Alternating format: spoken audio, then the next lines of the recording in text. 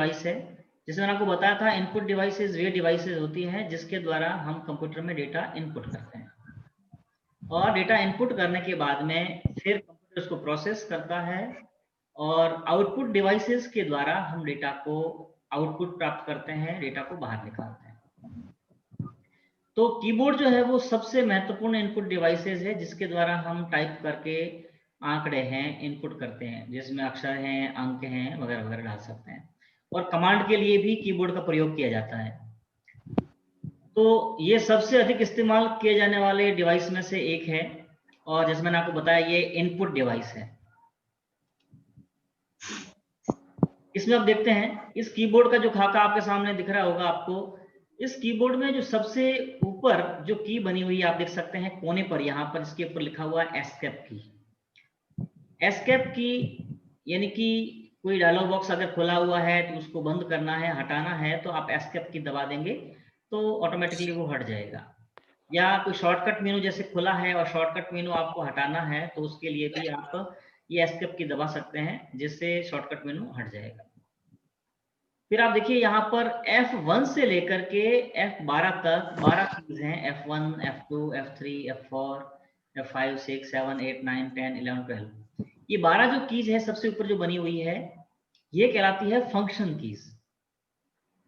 Function के नाम से स्पष्ट है, फंक्शन की वे कीज हैं जिसके द्वारा आप कोई ना कोई फंक्शन जिसमें रन कर सकते हैं। जैसे F1 है तो F1 नॉर्मली फंक्शन वो काम में आता है जहां आप हेल्प प्राप्त करते हैं। जैसे आप F1 दबाते हैं तो ऑटोमेटिकली हेल्प खुल जाएगी। अगर विंडो जैसे डेस्कटॉप पर है और F1 दबाते हैं तो विंडो संबंधी हेल्प खुल जाएगी।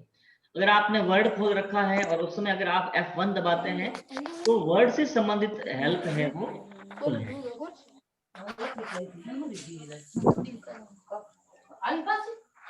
फिर आवाज बंद करें अपनी, माइक्रोफोन ऑफ कीजिए।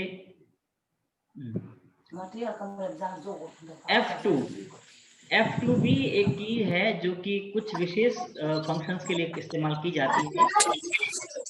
ये माइक्रोफोन ऑफ रखें अपना, डिस्टर्ब हो रहा है, बाकी वाले डिस्टर्ब हो रहे हैं, माइक्रोफोन ऑफ रखिए अपना। आवाज थोड़ा बंद करे फोन। देखो आप वजह से दूसरों को भी डिस्टर्ब होता है, मैन बात ये है।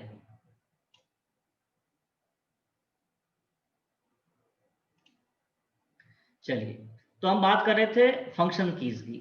फंक्शन की संख्या में 12 होती है। नॉर्मली यही पूछा जाता है कि फंक्शन की कुल कितनी होती है, तो वो है 12। सबके अलग अलग फंक्शन है। F1 से हेल्प खुलेगी, F2 है जैसे कि आपको बायोस सेटअप में जाना होता है तो F2 काम में आती है। F3 का अलग उपयोग है, F4 का अलग उपयोग है। यानी कि जैसे प्रोग्राम होंगे प्रोग्राम के हिसाब से इनके उपयोग किए जाते हैं। अगर टैली आप यूज करते हैं तो टैली के अंदर इसके अलग से शॉर्टकट की बनती है। तो इस प्रकार से फंक्शन कीज होती है वो ऊपर ही ऊपर टॉप में होती है। F1 से F12 ये 12 कीज होती है। फिर यहाँ आप नीचे आते हैं, हम यहाँ जो आपको की दिखाई दे रही है जिसपे डबल अक्षर खोदे हुए हैं, जिसमें ये टाइल्ड है और ये 1 2 3 4 5 6 7 8 9 और 0 जो की बनी हुई आप देख रहे हैं। ये पूरी जो लाइन है, इस लाइन में जितनी भी कीज है सब पर डबल डबल अक्षर बने हुए हैं, और ये डबल अक्षर वाली जो कीज कहलाती हैं इन्हें कहा जाता है स्पेशल कैरेक्टर कीज। याद रखिएगा, स्पेशल कैरेक्टर कीज या विशेष चिन्ह युक्त कुंजियां।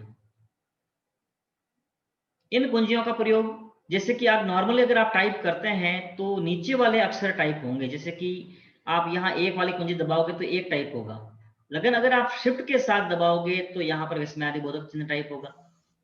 जैसे यहाँ पर आप ये 2 वाली कुंजी दबाओगे नॉर्मली तो ये 2 नंबर टाइप होगा, लेकिन अगर शिफ्ट दबा करके रखेंगे और फिर अगर आप 2 नंबर ये वाली कुंजी दबाओगे यहाँ पर तो @ टाइप होगा।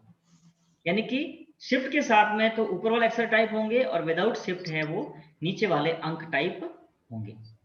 अगर नॉर्मली अंक ही टाइप करने हैं तो आप सीधे टाइप कर दीजिए, अंक टाइप होंगे। और अगर आपको ऊपर वाले जो स्पेशल कैरेक्टर टाइप करने हैं तो उसके लिए आपको शिफ्ट की दबाकर रखनी पड़ेगी, फिर आप ये दबाएंगे तो ऊपर वाले अक्षर प्रिंट होंगे।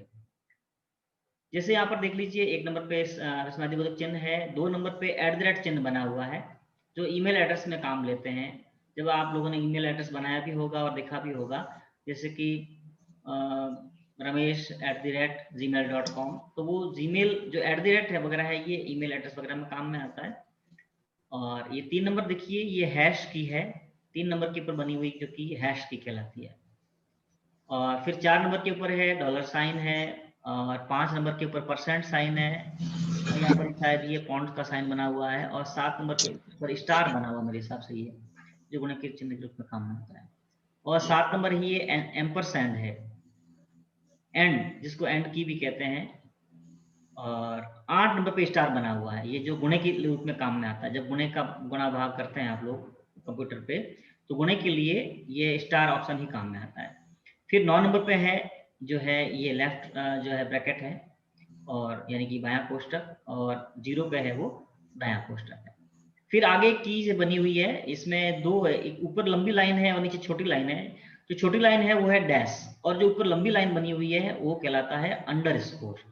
यहाँ दिख नहीं रहा होगा आपको, लेकिन जब आप कल आए तो आप थोड़ा सा देख लीजिएगा।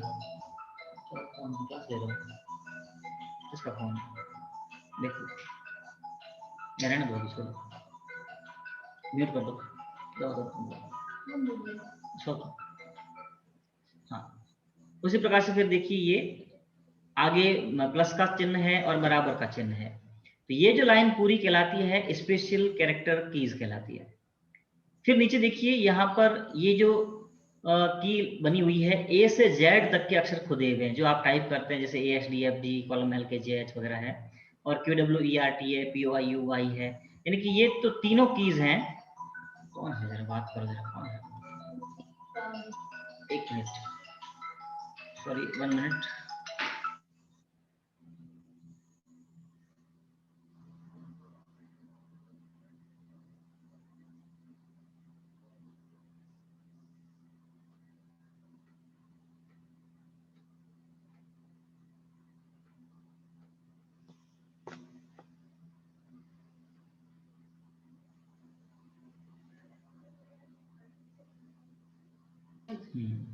हाँ, अब जरा ध्यान दीजिए।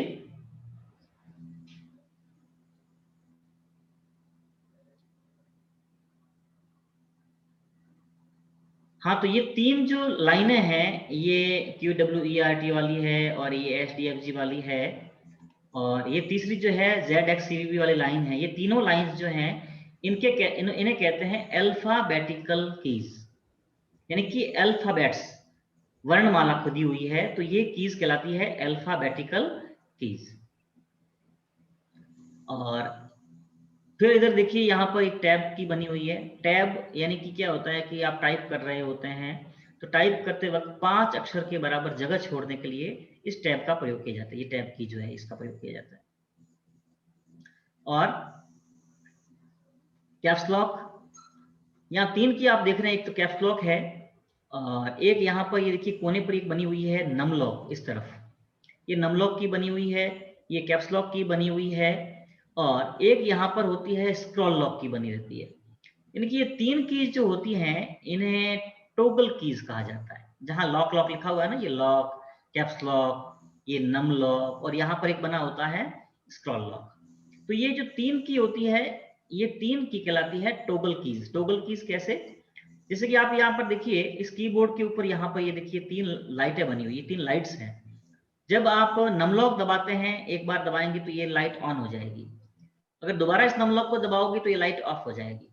यानी कि जब आप नमलॉक दबाते हैं और लाइट ऑन हो जाती है, उस समय आपका ये न्यूमेरिक कीपैड, यानी कि ये जो जगह है जहां अंक खुदे हुए इस तरफ, यहाँ पर, इसे कहते हैं न्यूमेरिक कीपैड कहते हैं। तो ये न्यूमेरिक कीपैड ऑन हो जाता है, यानी कि यहाँ से आप इसका इस्तेमाल कर सकते हैं, नंबर टाइप कर सकते हैं, एंटर दबा सकते हैं, डिलीट वगैरह दबा सकते हैं, ये ऑप्शन आप काम में ले सकते हैं। लेकिन अगर जब दोबारा नमलॉक दबाओगे तो ये लाइट ऑफ हो जाएगी। ऑफ होने का मतलब है कि ये जो न्यूमेरिक कीपैड है ये ऑफ हो गया है, और अब ये फंक्शन काम नहीं करेंगे। फिर दूसरी लाइट आप देख रहे हैं, कैप्स लॉक की लाइट है, ये बीच वाला जो लाइट है यहाँ पर, ये कैप्स लॉक कहलाता है, इंडिकेटर्स के हैं ये देखिए आप। तो जैसे आप ये कैप्स लॉक एक बार दबाओगे तो दबाने पर ये लाइट ऑन हो जाएगी। जब ये लाइट ऑन होगी यानी कि कैप्स लॉक ऑन है। जब ये लाइट ऑन होती है तब यहाँ पर जो आप अल्फाबेटिकल की दबाओगे तो सारे के सारे वर्ण कैपिटल में टाइप होंगे। ठीक है। अगर आप इसको दोबारा दबाओगे तो ये लाइट ऑफ हो जाएगी। जब ये लाइट ऑफ होती है तब आप जो टाइप करते हो यहाँ पर वो स्मॉल लेटर में टाइप होता है। ये इसकी खास बात है।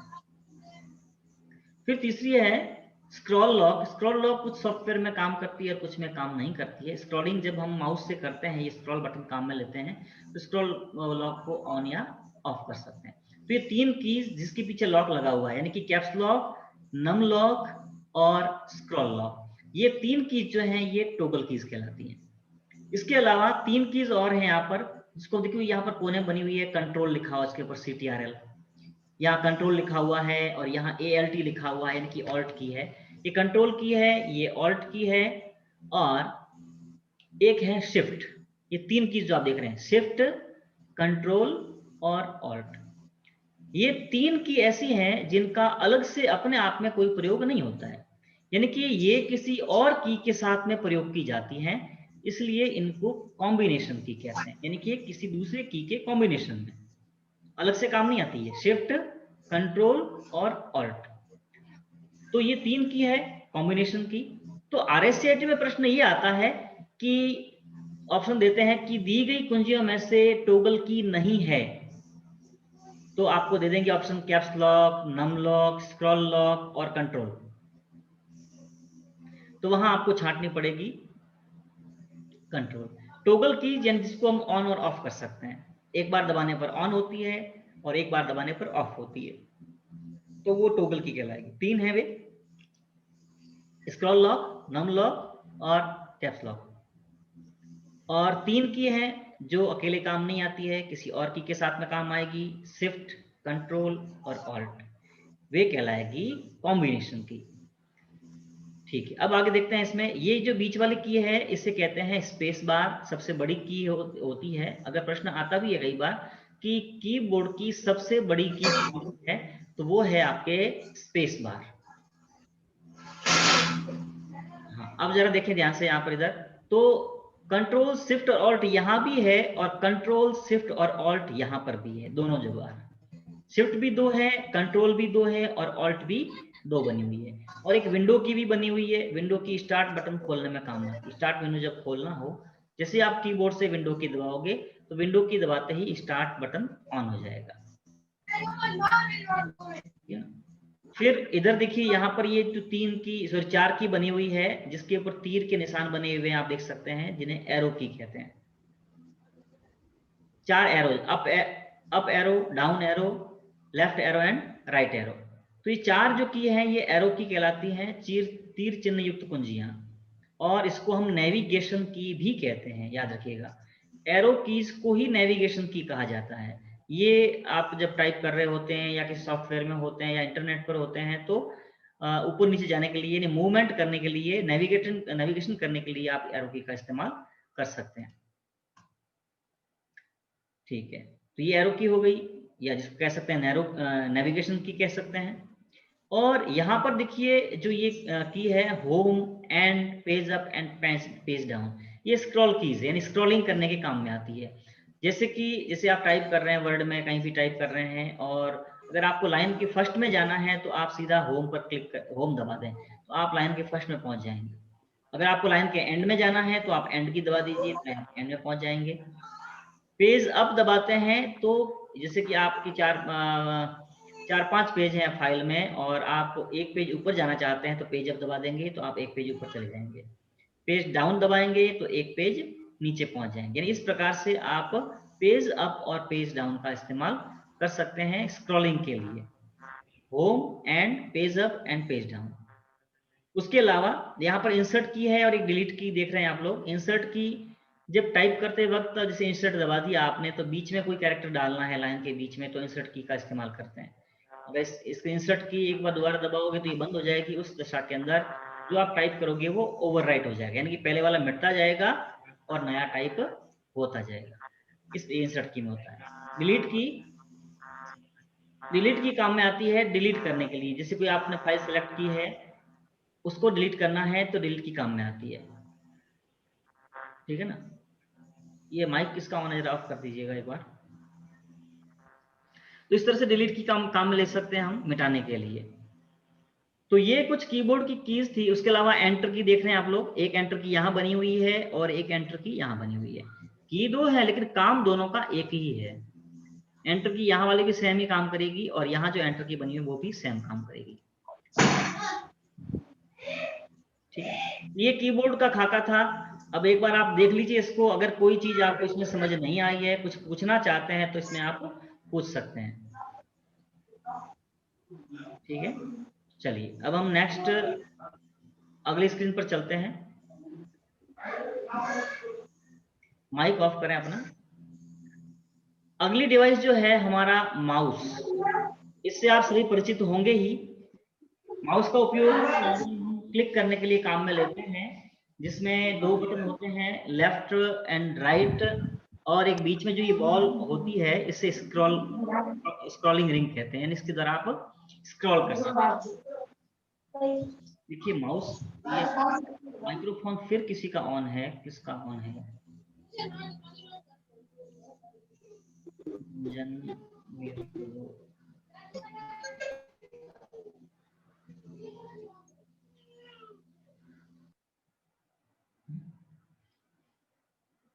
चलिए अब देखते हैं यहाँ पर माउस को पॉइंटिंग डिवाइस भी कहते हैं। देखो माउस के द्वारा हम पॉइंटर को मैनेज करते हैं, यानी पॉइंटर को हम क्या कर सकते हैं, मैनेज कर सकते हैं।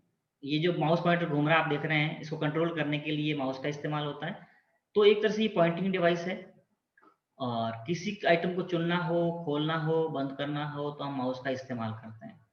और जैसे मैंने आपको बताया इसमें 3 बटन होते हैं, एक लेफ्ट बटन है, राइट बटन है और बीच में स्क्रॉल है। इन स्क्रॉलिंग के द्वारा आप इसको कर सकते हैं, इसका इस्तेमाल सभी जानते हैं, इसके बारे में ज़्यादा बताने की जरूरत नहीं है। अब आगे देखते हैं हम,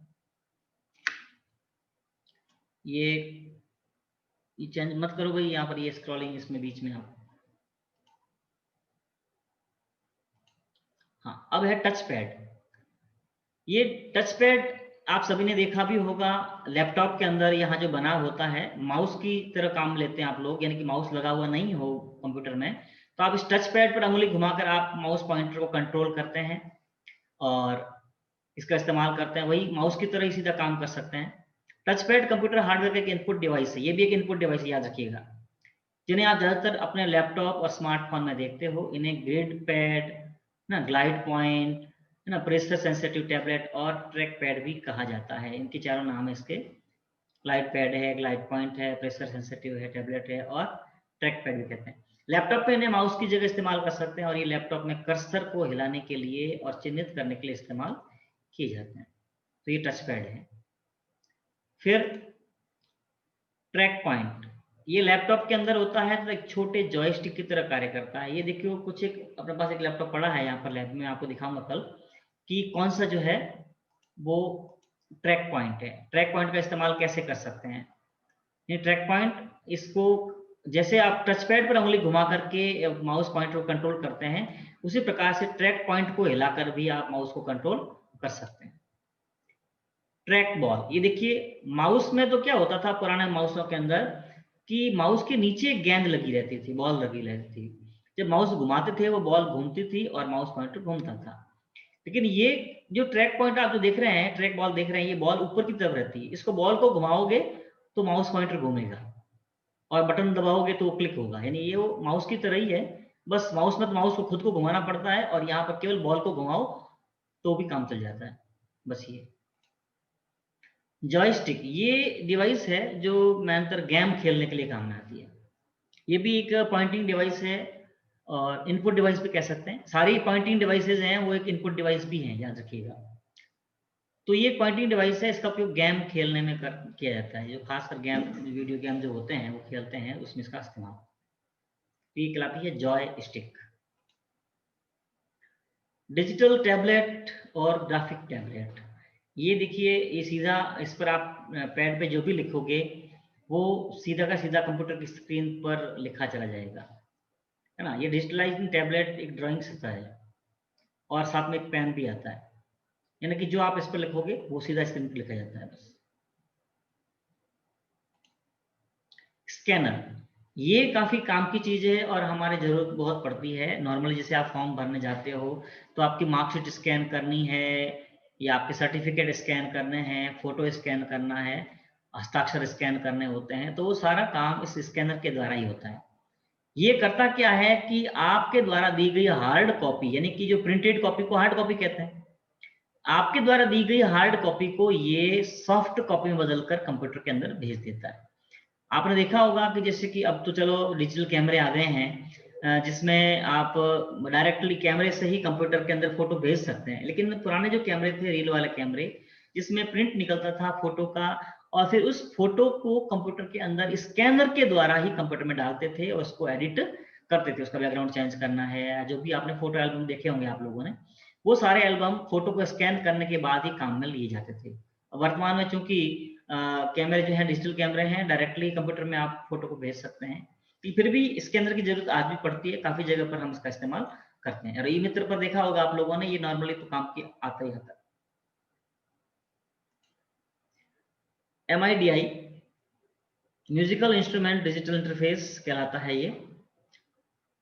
ये क्या करता है कि इसको सीधा कंप्यूटर से जोड़ दिया जाता है और इसके द्वारा ध्वनियां तैयार की जाती है। सीधे कंप्यूटर के अंदर ही कोई साउंड ट्रैक तैयार करने हो तो MIDI ऑप्शन काम में आता है। इसके लिए कंप्यूटर में आपका साउंड कार्ड लगा हुआ होना चाहिए, तब जाकर के हम इसका इस्तेमाल कर सकते हैं। इसकी आपको फुल फॉर्म पूछी जाती है RKCL में, सॉरी RSCIT पेपर में, कि MIDI की फुल फॉर्म बताइए, तो वो है म्यूजिकल इंस्ट्रूमेंट डिजिटल इंटरफेस। याद रखिएगा इसको।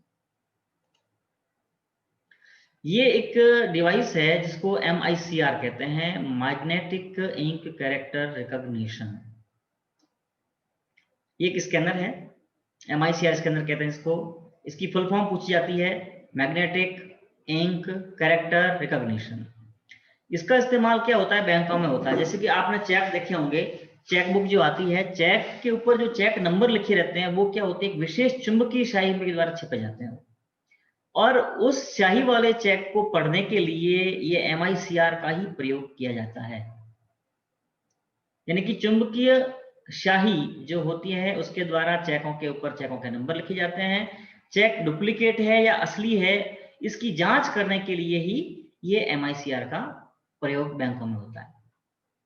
ये प्रिंटर की तो स्कैनर की तरह है। ये चेक यहाँ डालते हैं तो ये डायरेक्टली इसको स्कैन करता है और एक तरफ से बाहर निकाल देता है, और ये जांच लेता है कि इसके जो स्कैनर है, सॉरी चेक, ये डुप्लीकेट है या ओरिजिनल है। OMR, आपने कुछ कंपटीशन अगर दिए हों, या जैसे कि कुछ एग्जाम ऐसे भी होते हैं स्कूलों में, समय समय पर करवाए जाते हैं, जिसमें आपसे OMR शीट भरवाई जाती है। OMR शीट यानी कि जिसमें आपको ABCD 4 गोले दे रखे होते हैं, उसमें किसी एक गोले को काला करना होता है ना, तो उसे कहते हैं OMR, ऑप्टिकल मार्क रीडर। इस शीट पर जब आप गोले काले करते हैं तो उसको रीड करने के लिए विशेष प्रकार का स्कैनर काम में लिया जाता है, जिसको OMR कहते हैं। ठीक है ना। OMR शीट पर जब आप पेंसिल से या पेन से जो चिन्ह बनाते हो, उसको कॉम्पिटिटिव एग्जाम के अंदर जब उसकी आंसर बुक चेक करते हैं तो चेक करने के लिए इसी का OMR का प्रयोग किया जाता है, जिससे कि आप उसको स्कैन करके रीड कर सकें। हाथों हाथ रिजल्ट उसका कंप्यूटर में चला जाता है और रिजल्ट घोषित कर सकते हैं। OCR, optical character recognition. देखो OMR और OCR कंफ्यूजन करने वाले हैं, याद रखिएगा। OMR तो जो है केवल जो काले काले गोले होते हैं उनको रीड करता है, जबकि OCR जो है, यानी कि ऑप्टिकल कैरेक्टर रिकॉग्निशन, ये क्या करता है, प्रिंटेड जैसे पन्ना है, जैसे आपने कोई प्रिंटेड एप्लीकेशन है और आप चाहते हैं कि कौन टाइप करेगा बार बार, आप सीधा OMR OCR में डालिए और कंप्यूटर से जोड़ दीजिए, रन कीजिए, तो प्रिंटेड की ज्यों की त्यों है वो ऑटोमेटिकली वर्ड में लिखी चली जाएगी, है ना। वर्ड में मतलब लिखने की जरूरत नहीं पड़ेगी, ऑटोमेटिकली इस इमेज के रूप में नहीं आएगी, बाकायदा कैरेक्टर के रूप में, वो स्पेशल सिंबल लेटर के रूप में वो इसमें आ जाएगी। तो इसका पूरा नाम है ऑप्टिकल कैरेक्टर रिकॉग्निशन। OCR के फॉन्ट कंप्यूटर में स्टोर रहते हैं, जिन्हें OCR स्टैंडर्ड कहते हैं। इनमें लेटर, नंबर्स, स्पेशल सिंबल्स होते हैं, यानी कि ये भी एक तरह से स्कैनर ही है। बारकोड रीडर, आपने देखा होगा VCR, जैसे कि मॉल्स वगैरह होते हैं, आपने वहां देखा होगा जहां बारकोड छपे रहते हैं। आपके जो प्रोडक्ट लाते हैं, जैसे साबुन लाते हैं, तेल लाते हैं, सर्फ लाते हैं, कुछ भी लाते होंगे, आपने देखा होगा कि उसके ऊपर पीछे की तरफ पतले पतले डंडियां बनी रहती हैं, जिसे बारकोड कहते हैं। और इस बारकोड के अंदर भी सारी जानकारियां होती है, जो कि मैन्युफैक्चरिंग डेट है, उसकी कीमत है, उसकी एक्सपायरी डेट है, सब कुछ में छिपा रहता है। तो ये बारकोड रीडर के द्वारा क्या होता है, जैसे इस पर वो घुमाते हैं कि ये उसको रीड कर लेता है और फिर जानकारी कंप्यूटर में भेज देता है। यानी बिल बनाने के लिए इसका प्रयोग, इस बारकोड रीडर का प्रयोग किया जाता है। आपके मोबाइल में भी आजकल आते हैं बारकोड रीडर। आप मोबाइल के कैमरे से भी सीधा आप जैसे बारकोड को आप रीड करेंगे तो दिखा देगा कि इसमें क्या जानकारी छिपी हुई है, तुरंत आप देख भी सकते हैं। हालांकि इसकी अलग से डिवाइस भी आती है, ये मेगा मॉल्स वगैरह जो होते हैं वहां पर इसके द्वारा बिल बनाया जाता है, ठीक है ना। तो बारकोड रीडर एक विशेष प्रकार की इनपुट डिवाइस होती है और ये बारकोड को स्कैन करके उससे प्राप्त डेटा का इनपुट आपके कंप्यूटर में सीधे ले जाती है। यह डिवाइस बारकोड को पढ़ने के काम में आती है। इसे प्राइस स्कैनर या पॉज भी कहा जाता है, यानी कि point of sale. POS machine का भी पूरा नाम पूछते हैं कि पॉज का पूरा नाम क्या है, तो वो है पॉइंट ऑफ स्केल, ठीक है ना। चलिए अब नेक्स्ट करते हैं लाइट पेन। ये भी एक तरह से पॉइंटिंग डिवाइस है और ऑटोकैड वगैरह जो सॉफ्टवेयर होते हैं जहां डिजाइनिंग का काम किया जाता है वहां पर इस लाइट पेन का उपयोग होता है, जिसके द्वारा आप सीधे किसी चीज को पॉइंट कर सकते हैं, डिजाइन बना सकते हैं। स्पीच रिकॉग्निशन आपने देखा होगा कि आपके इससे सभी परिचित हैं नॉर्मली आजकल। आपके मोबाइल में भी एक गूगल असिस्टेंट करके ऑप्शन होगा, आपने देखा होगा। आप कुछ भी अगर उससे अगर बात करते हैं तो वो आपसे बात भी करता है। आप कहते हैं कि आज का तापमान क्या है तो वो आपको तापमान सुनाता है। अगर आप कहते हैं कि मुझे एक जोक सुनाओ तो वो आपको एक जोक भी सुनाता है। अगर आपको कोई गाना पसंद है और आप उससे कहते हैं कि ये गाना सुनाओ तो वो आपको गाना भी सुनाता है। यानी ऑटोमेटिकली वो गाना आपको यूट्यूब में या कैसे भी सर्च करके लगा के दे देता है। तो ये एक तरह से स्पीच रिकॉग्निशन है जो आपकी आवाज को समझता है और उसका रेस्पॉन्स देता है। ये एक एआई तकनीक है, यानी कि आर्टिफिशियल इंटेलिजेंस भी कहते हैं जिसको। इसके द्वारा आपकी आवाज को पहचान करके वो कंप्यूटर समझता है और उसका रिप्लाई भी देता है, लेकिन उसके लिए उसको पहले प्रोग्राम किया जाता है। वो काफी हैवी है ये एआई तकनीक। तो वॉइस रिकॉर्डिंग रिकॉग्निशन सिस्टम एक कंप्यूटर सॉफ्टवेयर प्रोग्राम है, साथ ही यह हार्डवेयर डिवाइस भी है जो आदमी की आवाज को समझने में सक्षम है। इसे स्पीच रिकॉग्निशन भी कहते हैं। यह आदमी द्वारा बोले गए शब्दों को इनपुट की तरह लेता है और इन शब्दों को डिजिटल फॉर्म बदलकर ऊपर काम भी करता है। इसके लिए एएसआई यानी ऑटोमेटिक स्पीच रिकॉग्निशन प्रोग्राम को ट्रेन करने की जरूरत होती है, जिससे ये आवाज को पहचानता है और सवालों के जवाब देता है। जैसे आपने बोला हेलो तो फोन तुरंत उत्तर देगा, इस प्रकार से। इस तकनीक का प्रयोग मोबाइल फोन चलाने, कमांड देने और आवाज के माध्यम से सर्च करने के लिए किया जाता है। आप लोग जैसे देखा होगा, आप लोगों ने गूगल में सर्च करते हैं कई बार, या यूट्यूब पर जैसे कि जो कम पढ़े लिखे लोग हैं या औरतें हैं, तो आपने देखा होगा कि जैसे वो बोलते हैं, सर्च करते हैं कि गाना लगाना होता है, सीधा वो माइक दबा करके बोल देते हैं तो वो गाना तुरंत ही सर्च होकर आ जाता है। देखा होगा आप लोगों ने, यूज करते भी हैं। तो इस तरह से ये स्पीच रिकॉग्निशन ऑप्शन है जो कि बहुत ही इस्तेमाल आता है।